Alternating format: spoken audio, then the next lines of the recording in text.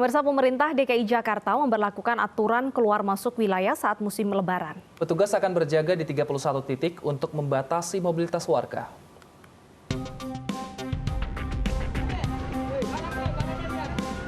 Pemerintah sudah mengeluarkan larangan mudik bagi warga. Pemerintah Provinsi DKI Jakarta pun mengeluarkan surat edaran nomor 13 tahun 2021 untuk mengatur keluar masuk wilayah Jakarta dan aglomerasinya seperti Bogor, Depok, Tangerang, dan Bekasi. Dalam surat edaran yang berlaku sejak 6 sampai 17 Mei, warga yang keluar masuk wilayah Jabodetabek harus mengantongi surat izin. Aparatur sipil negara, pegawai BUMN, BUMD, TNI dan Polri diminta membawa surat tugas dengan tanda tangan pejabat minimal eselon 2. Untuk pegawai swasta harus membawa surat izin dari pimpinan perusahaan. Sementara untuk pekerja di sektor informal dan masyarakat umum harus menyertakan surat dari kepala desa atau lurah disertai dengan tanda tangan.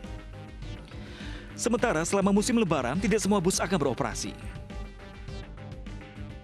Sudah jelas ya bahwa perjalanan transportasi darat itu dibagi dalam dua kategori.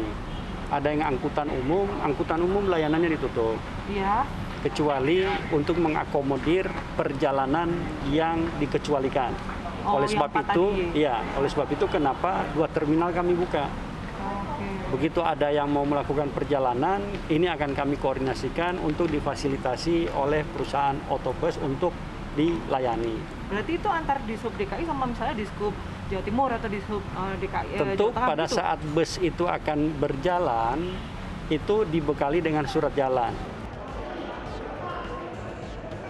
Untuk mengawasi mobilitas warga, ada 31 titik yang akan dijaga petugas. Penjagaan dilakukan untuk memeriksa berkas seperti surat izin keluar masuk serta surat tes negatif COVID-19. Pembatasan mobilitas masyarakat dilakukan agar resiko penyebaran COVID-19 bisa dikurangi.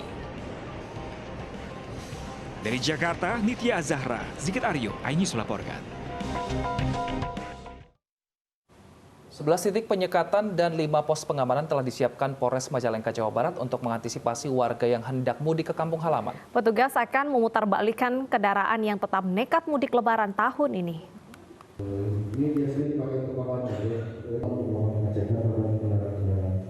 Rapat koordinasi lintas sektoral operasi ketupat Lodaya 2021 digelar Polresta Majalengka bersama instansi terkait. Selain pengamanan Hari Raya Idul Fitri, larangan mudik menjadi agenda kesiapan pelaksanaan pada peniadaan mudik tahun 2021. Untuk mendukung program peniadaan mudik tahun ini, Polres Majalengka, Jawa Barat telah menyiapkan 11 titik lokasi penyekatan dan 5 pos pengamanan untuk mengantisipasi mudik Lebaran. Pos Gatur juga disiapkan untuk mengendalikan arus lalu lintas. Lokasi penyekatan tersebut berada di perbatasan wilayah selatan dan utara termasuk di kota Majalengka. Majalengka akan mendirikan 11 titik penyekatan yang dibagi di wilayah utara 4 titik, di wilayah tengah 3 titik, dan di wilayah selatan 4 titik. Selain penyekatan untuk masyarakat yang datang ke wilayah Majalengka, untuk pergerakan masyarakat di antar wilayah Majalengka itu sendiri, kita juga mendirikan ada 5 pos pengamanan, 4 pos. Bagi pengendara yang memaksakan diri untuk mudik, petugas akan memutarbalikkan kendaraannya menuju wilayah asal. Petugas gabungan akan segera menempati pos penyekatan di perbatasan mulai 6 Mei hingga 17 Mei 2021. Dari Majalengka, Jawa Barat, Muhammad Zaini, iNews melaporkan.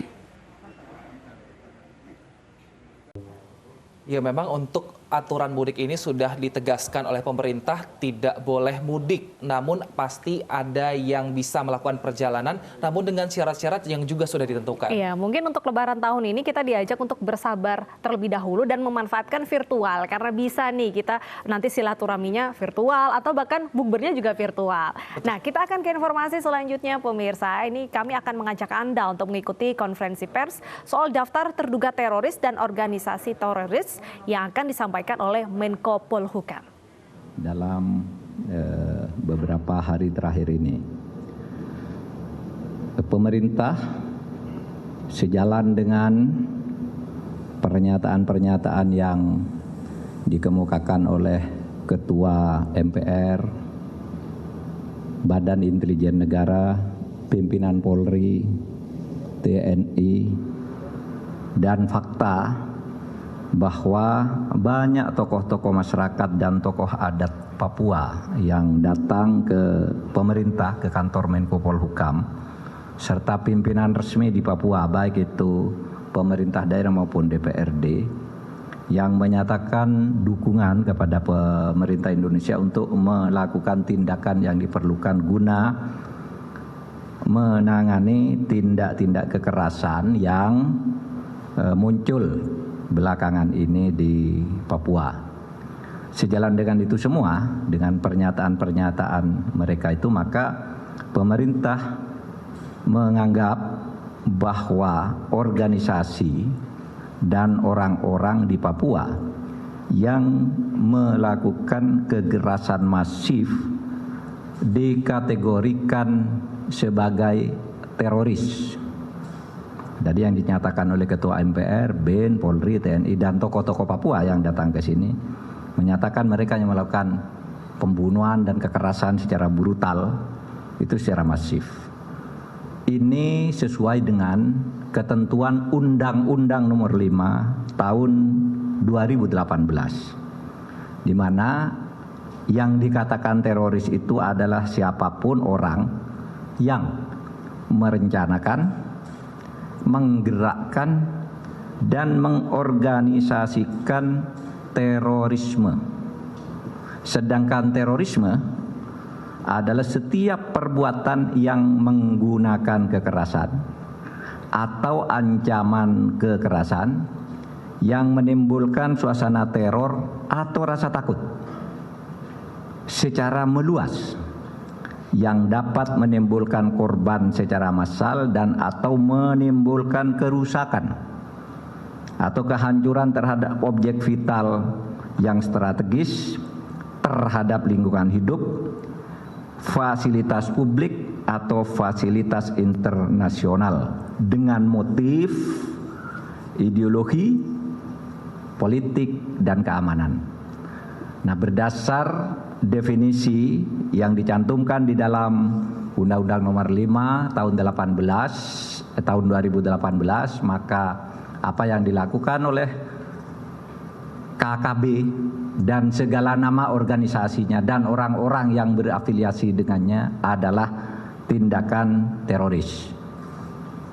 Untuk itu, maka pemerintah sudah meminta kepada Polri, TNI, BIN, dan aparat-aparat terkait itu segera melakukan tindakan secara cepat, tegas, dan terukur menurut hukum. Dalam arti jangan sampai menyasar ke masyarakat sipil. Saudara, sikap pemerintah dan rakyat Indonesia termasuk rakyat Papua itu sudah tegas, berpedoman pada resolusi Majelis Umum PBB nomor 2504 tahun 1969 tentang penentuan pendapat rakyat Papua. Maka Papua termasuk Papua Barat itu adalah bagian sah dari Negara Kesatuan Republik Indonesia. Resolusi Majelis Umum PBB pada waktu itu tidak ada satupun negara yang menolaknya. Semuanya mendukung dan setuju hasil penentuan pendapat rakyat tahun 69 bahwa Papua atau Papua dengan paperanya itu sudah menjadi bagian sah dari Negara Republik Indonesia. Oleh sebab itu